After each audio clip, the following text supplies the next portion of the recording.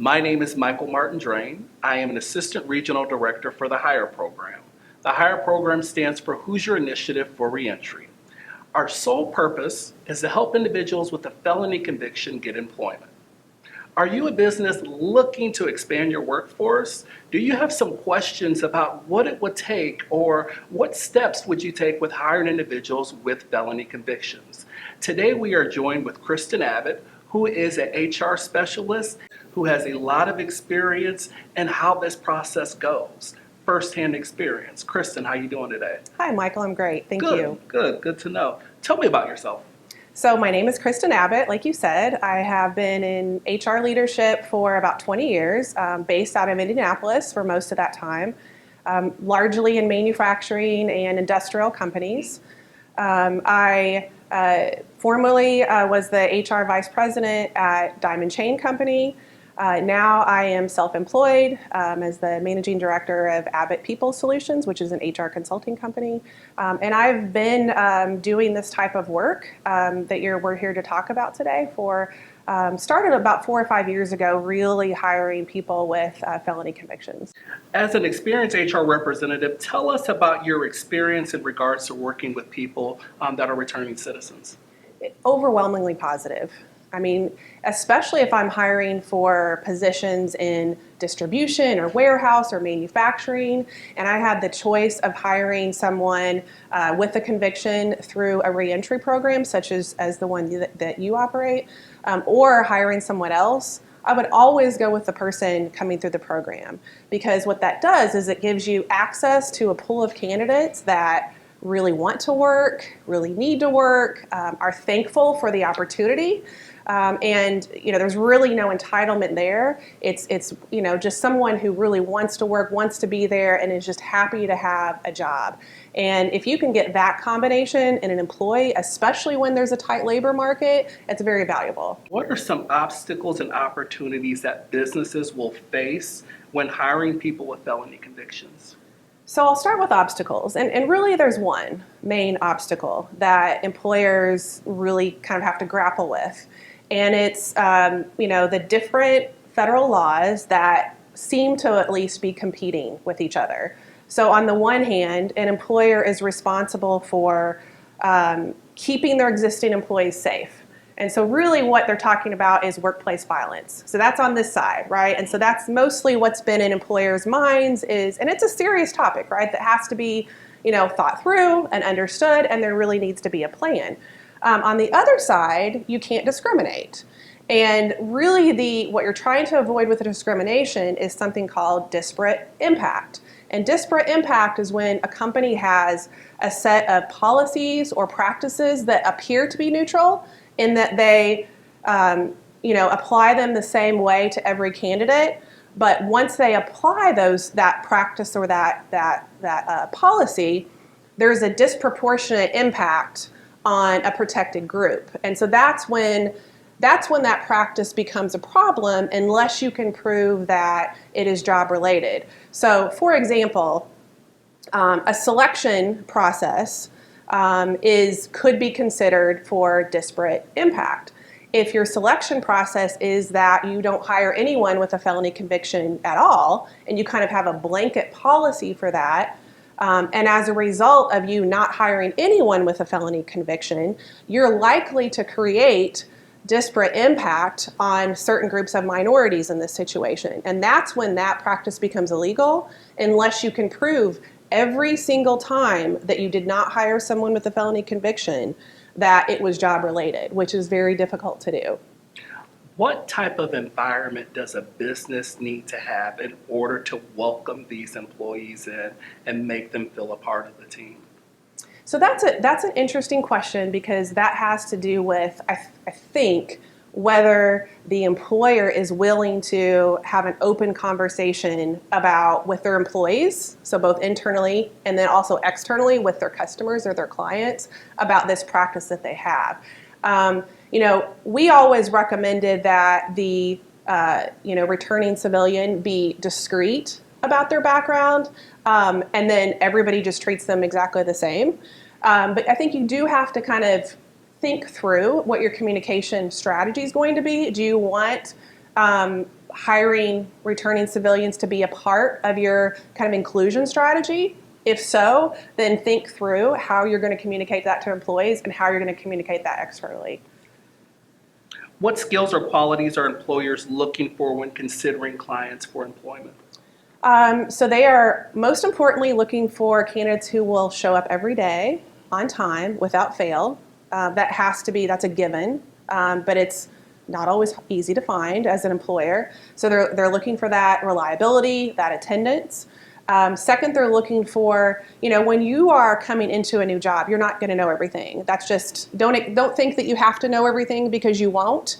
So there will be training, there will be learning. And employers are looking for candidates who can, absorb new information, who can retain it. So if you need to ask a lot of questions or take notes, those are great things. That's what employers are looking for. The third thing would really be, just someone who has a great attitude, who is optimistic, and who can be a teammate that is good. So the ability to interact well with others. So I think the opportunities for hiring people with felony convictions, there are several. So the first, I would say, you get a pipeline that you might not have had access to otherwise, that can have a lot of talent, that those people really want to work. And if you're in an environment as a business where you might have to replace very quickly due to turnover, you might have high hiring requirements, just excluding that group altogether, I think, is a big mistake. But adding that into your recruiting strategy can be a big benefit because it gives you that big pipeline. The second opportunity, I think over the last, few months, we've seen a lot of companies that have come out and made statements about social injustice or racial inequity. And I think hiring convicted felons is one very easy, tangible way that companies can further their stance or reinforce their stance against social injustice. And I would say the third opportunity, as I've had the opportunity to hire many convicted felons, as an HR leader, we have to do a lot of hard things, hard decisions. But that's one of the things that is just, not only is it win-win for the company and the employee, but for us, we don't get to do very many things that are just overwhelmingly positive. And so sitting back and watch someone turn their life around, so now they have a job, then they have a place to stay, maybe an apartment, then they might get a car and might get married, be able to take care of their children. That is a rare opportunity to just get such, a lot of personal satisfaction out of a simple thing, which is just giving somebody a job to a company who actually really needs that person. So I would say those three things are, my top three opportunities. Do you have any tips to help businesses that are considering hiring individuals with felony convictions? Yeah, I would say a couple of things. The first thing really would be, think about those laws that we talked about that might seem competing at least, and figure out what your strategy is going to be. Many companies still do criminal background checks. Even though a few years ago the EEOC came out and gave guidance that said, hey, we'd really rather you not do them at all, most companies still do, which is okay. But the recommended approach is that you handle every single criminal background check on a case-by-case basis. If you see something that comes up, we would always have a conversation with that candidate and ask them what happened. We're not experts at what these things mean, the offenses that might come up on a background check. And so sometimes it can seem a little bit scary. But if you have a conversation with that candidate, you say, tell me in your own words what happened. That often helps a lot. And then think about that and how long has it been? Have they been in contact with the justice system since? Have they held down other employment? And most importantly, can you link it directly to a job? Does that offense have anything at all to do with this job that you're hiring them for? If it doesn't, that really is where you get into trouble with that disparate impact that we were talking about a moment ago. So that's number one, is just think about your strategy. How am I going to handle criminal background checks? How am I going to look at them on a case-by-case basis? What am I okay with? What am I not? One caution is that the sex offender registry can be problematic internally. So if you hire someone and they're on that list, your existing employees may have questions about that. And it's not to say not to do it necessarily. It's just to think through that in advance. How am I going to handle that? Am I okay with people seeing that and being aware of this? Because obviously that's not something we would normally talk about as HR professionals, but am I okay with them knowing that? And if so, how am I going to handle that? And so that's my first part, is having a plan on the background checks and how you're going to handle it. And then secondly, just that whole communication piece that we talked about a moment ago. Have a strategy with what are you going to tell your existing employee population, if anything. Many employers aren't comfortable with sharing their strategy, which I hope will change over time. I think we've seen attitudes really change over the last few years for a variety of reasons about hiring convicted felons, and I hope that continues. But I think, companies with the courage to start saying what they're doing internally and externally will only help all of us, and this become more normalized. Because I think most people are starting to realize that it's in everybody's best interest if convicted felons that are returning citizens have the opportunity for employment. So I think that's a huge part, is understanding your communication strategy and what you're going to say and when you're going to say it. Awesome.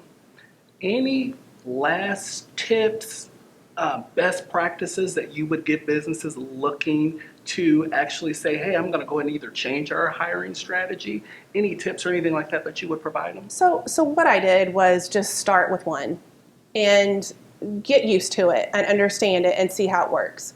Overwhelmingly successful, again. So then start small, start with another one, get relationships with programs such as Indiana Hire, where you know that you're going to get vetted candidates to start with, which is another huge advantage to hiring through programs.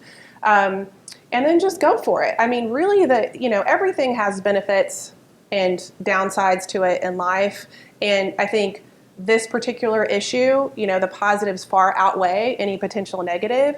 But start small, get yourself comfortable, and start to build relationships with reentry programs that you think can help you. Kristen, thank you so much. Sure. We greatly appreciate this. It's really important for us to be able to have that HR piece to be able to speak to this, because this is a huge topics that a lot of companies and businesses are really looking at. What can we do better from a social justice standpoint, and even just expanding their workforce. So we really appreciate that. If you would like any additional information on the HIRE program, please feel free to email us. Our email address is hire@idoc.in.gov. And also feel free to follow us on LinkedIn as well. Thank you very much.